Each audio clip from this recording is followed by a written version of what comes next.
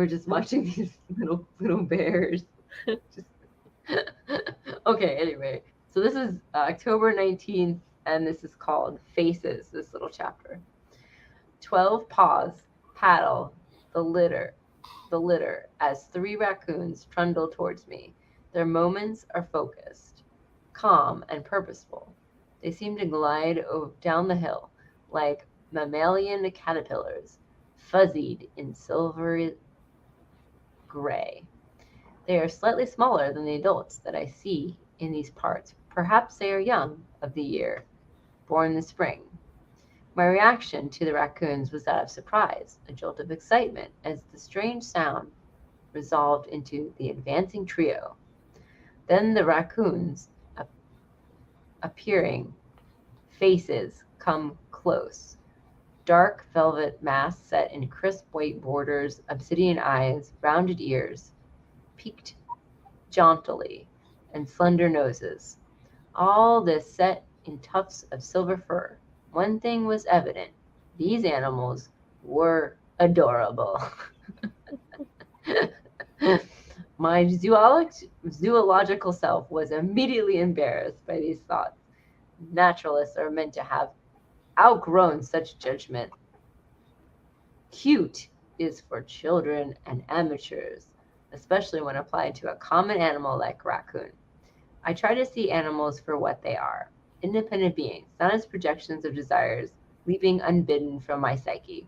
But, like it or not, the feelings were there. I wanted to pick up a raccoon and tickle it under the chin. Surely this was the ultimate humiliation of the zoologist's scientific Hertour, Hauteur. We're gonna see what Google says.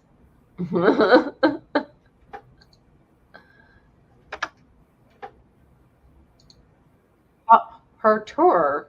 I don't know if you've heard that. That is what is the definition of that?